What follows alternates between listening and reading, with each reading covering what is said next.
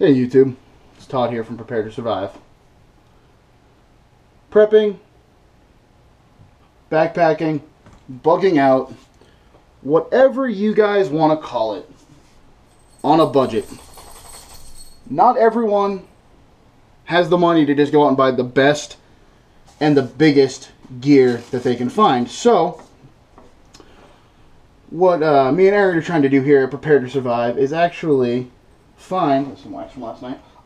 Find things that will save people money and allow them to still have good gear, or things that'll do the same as the more expensive stuff. So I was watching YouTube last night, and Such00, he also has this was actually on his Sensible Prepper channel, but Don is a great guy. I've watched his stuff for well over a year. And he did something that really rang home with me. And that's making your own waterproof matches. Not only waterproof, but long burning matches, which can be important when you're backpacking or hiking in the winter, or sometime when you really absolutely need to make sure you get a fire going. So I made some last night just to make sure that this was that I could do it and I could accurately show you guys. So the first things we start off with is on the stove over here. I have some tea light candles melting. You can get them for like $5 from IKEA for like 36 of them or something. Then I have, that's really hot. I'm gonna turn that down just a little. These matches, they're diamond. You can hear my dog whining in the background. I'll explain why that's cut in a minute. They have little green striker things on them. You're also going to need a piece of tin foil and some toilet paper. Now, take a square of toilet paper. If you have really thin, cheap toilet paper, like it's your prep stock or something like that, and you want to use that, great. You're probably going to have to double up on it. This is, I don't know, Charmin quilted double roll or whatever. I don't know what we buy. And so you don't need to double up on these. So what you do is you take it like this.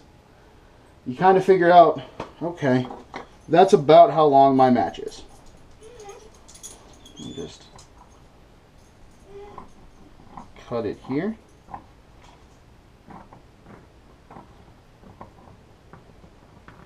Now the one thing I will say is you kind of want to be careful. I mean, it is toilet paper, so it's just going to rip really easy. Now you have a length. This is a little bit longer, but that's length longer is okay. Shorter is what you kind of want to avoid. There's a squirrel on the porch. I apologize for the dog. You just wrap it nice and tight. Unfortunately, the GoPro doesn't have a zoom feature that I'm aware of, so. But then all I do is, just to save space, I just clip the end about where the stem is. There we go. So now you have one of these wrapped. This is what it looks like when it's done. Okay? Then, the tighter the better, guys. The tighter the better. The end's kind of hard to get tight, just because other than that it rips like that. So what you do is, I just pinch it, then you take it, you come over here to your stove, or wherever you're melting it, and I just let it sit in there for a minute. Now, this will actually absorb all the way up to the very end of the toilet paper. Once it's done, you just reach right in here. Try not to burn yourself. Grab it and drop it on there. That's really hot. Yeah, I turned the stove up too high. Now, I did a bunch of these last night. And one thing that kind of dawned on me was, how am I going to store these so the wax doesn't fall all over the place in the bag? But I also want to have a striker. Well, that brings me to why this box is cut in half. I cut the other side striker off. Okay? I took an old medicine bottle. Yeah, she really wants that squirrel. Anyway, I took an old medicine bottle and I glued the striker to the outside. It's on there. I used the Loctite gel super glue just because that's what worked best for me. And that's what I had. And then I just put them in there. So in there you can see I have a bunch. Now, I have one that I wanted to make. What I was referring to last night when I was talking to my girlfriend was a Super Striker. This is 6 matches together in a bundle. This is my... I really, really need to get a fire going. Do you need one of these? No. I made one and tested it last night. I forgot to make one this morning. And they go absolutely crazy. I'll make one right now for you just so you guys can see. It's a little bit harder to get everything lined up on just because it's so thick, and I don't know, I just found it a little bit more of a pain to make. Now, with this one, it's up to you guys. You may want to leave some on the end here. Personally, me, I don't really think that that's needed. Apparently, I just got a text. So I just take it. Now, on this right here, see how it's covered up the tip there just because of how I rolled it? I'm just going to casually do that. So I have one, if you can see, that's a little bit higher than all the others. That way I ensure that I can get a strike on this.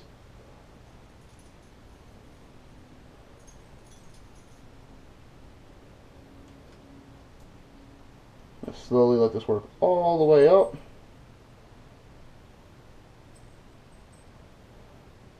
Now for this one, I'm actually going to flip it and dip the other side as soon as it dries. But here's this one right here. You can see it's coming along nice. It takes a little bit to cool off.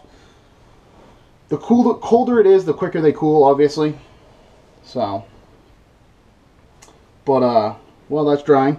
One thing I will say about these, they do float. They are waterproof. I don't know how long they'd be waterproof for, but I mean, I've dropped them in water, and we'll do that here. I'm actually going to get a glass of water.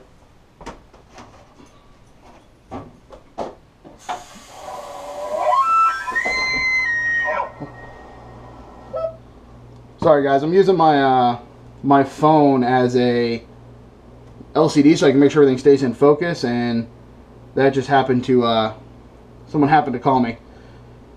So anyway, so I have a glass of water here. We're gonna take,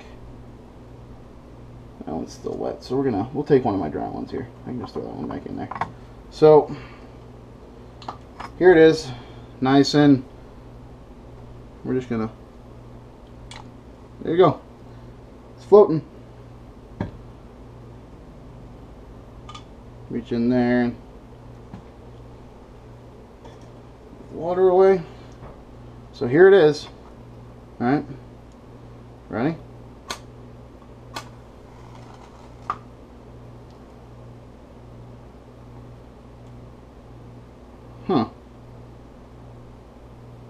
So with that being said, what I'd recommend is making sure your things are completely covered, because I made these last night with the plan to test them today, and what I think might have happened is that some of them didn't get completely soaked.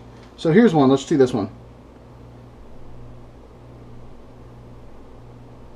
So this one wasn't wet, and if you look, it's starting to move slowly onto the paper.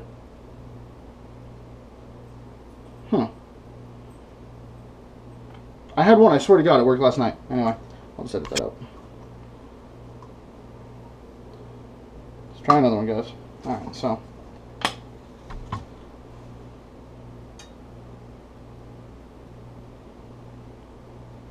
This is how I ensure that they catch, is I just tip it like that. Now let's just set that right there. We all know how long an average match will light for, right?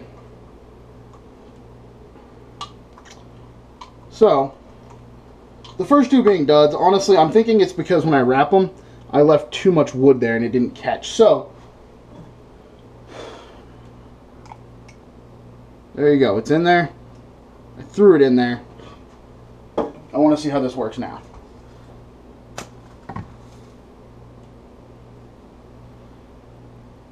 So if they're dripping and you don't dry them first, it looks like that they're not going to light, but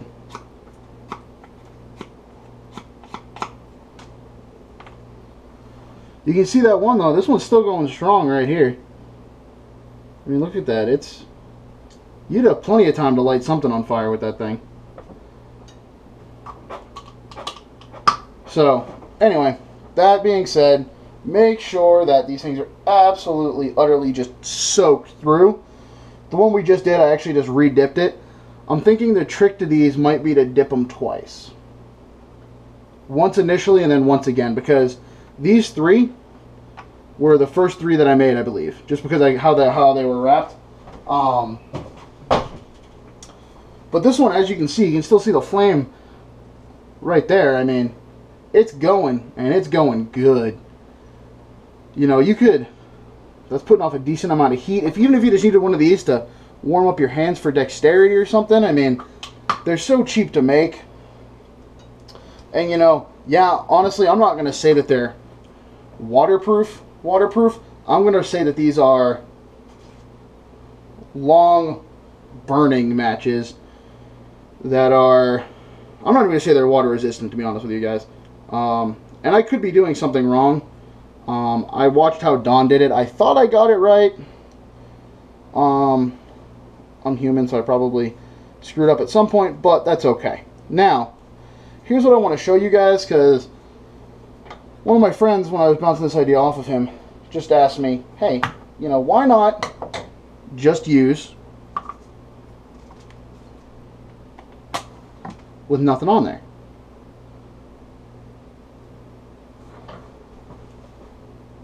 That little one right here, it's still burning, but it is burning at a much more rapid rate.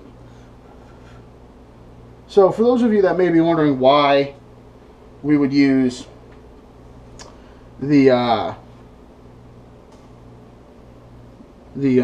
wax, really that's why the wax is used, is because we want something that's going to last.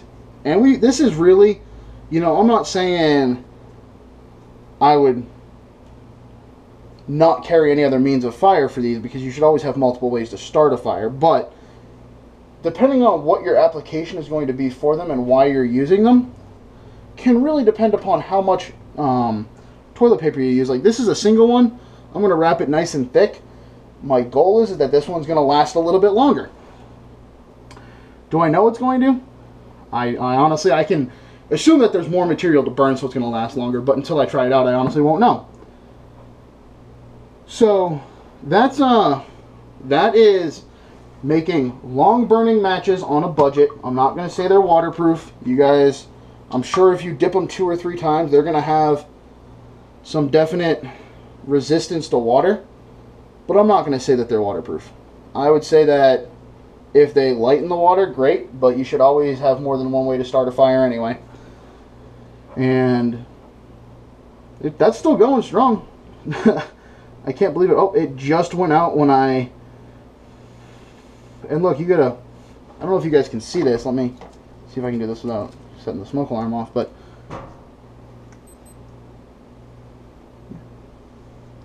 It gives you a nice coal, too, which definitely can be useful.